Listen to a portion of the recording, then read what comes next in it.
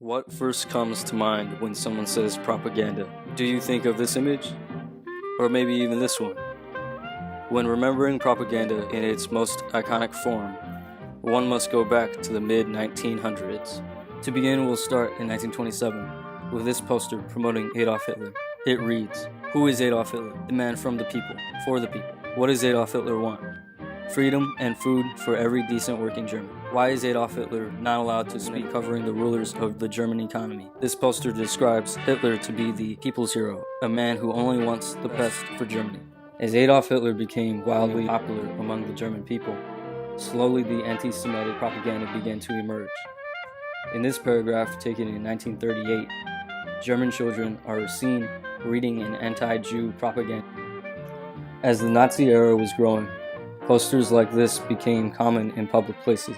The Nazis viewed this as one of their best posters. The caption translates, "National Socialism, the organized will of the nation."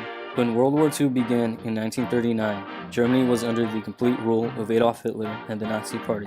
As the Nazi era was growing, posters like this became common in public places. Joseph Goebbels was appointed the Minister of Propaganda. After this, anti-Semitic propaganda exploded, many of which was racist, manipulative, and false.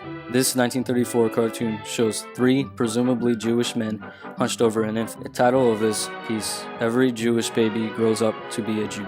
Movies such as Judd Sus were made to promote the belief that all Jewish men and women were unwanted in German society. This idea of the perfect German was created. As seen in these Hitler Youth posters, every German was clean-cut, blonde, well-rounded, smiling citizens. To conclude, we will watch a short excerpt from the video, "The Power of Nazi Propaganda," made by Reason TV in the Holocaust Museum in the United States. Today we are at the United States Holocaust Memorial Museum with Steve Lookert, the curator of State of Deception, the Power of Nazi Propaganda. We wanted to examine the role of Nazi propaganda, how they used it to facilitate persecution, mass murder, and war.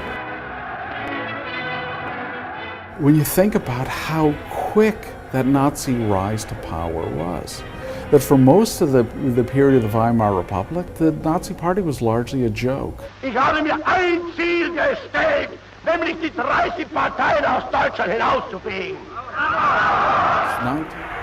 They learned how to simplify a message, how to play upon voters' emotions, how to reduce very complicated issues to slogans.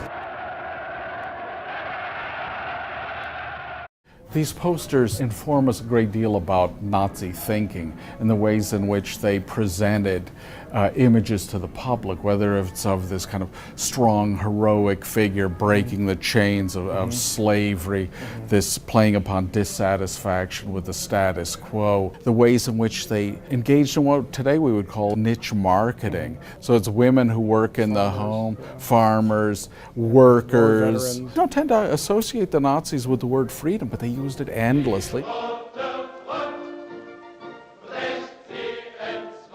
What was the sort of methodology behind choosing these bright red colors? Hitler talked about how in the early 20s he would create posters for his meetings in red because he understood the way it could provoke people, that it was a way to engage an audience, to get them into those beer halls. Here we have the big political show of the National Socialists, the two attacks on Jews as both being capitalists and communists and Bolsheviks. Confused and silly, but apparently effective. So how does one prepare the population for this kind of machinery of destruction? There is an effort made to both present the Jews as a real physical threat to Germany, and also to identify Jews as being the powers behind the enemy. They would show these Soviet atrocities against the local population, and then identify the Jews as the perpetrators of that. In this particular poster, dealing with the discovery of a Soviet crime in Vinnitsa, to identify the Jewish Bolshevik as the perpetrator of that crime. Is this the The original painting? Yes. It is. Yeah. Now the title comes from the New Testament book of John, but instead of having Jesus as a messianic figure, we have Adolf Hitler. And you can see in the painting the way the light emanates off Adolf Hitler's face over the audience. The audience is portrayed as a kind of a microcosm of German society, but it also emphasizes the importance that Hitler and the Nazis placed on the spoken word.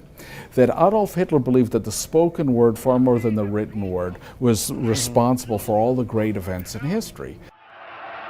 It allowed you direct contact with your audience. That is, you could play upon their hopes, fears, and frustrations. You could get immediate feedback about what worked and what didn't work. And all that became important as you tailored your message. How do you see this as relevant to today? I mean, what does this tell us about today's political propaganda, if anything? An exhibition like this raises questions about how we address propaganda. Is it through restricting speech, or is it more of the American marketplace of ideas that is the best way to address what one might consider offensive speech? And also, how to evaluate all the information that we're bombarded with today, and how to make educated, informed decisions.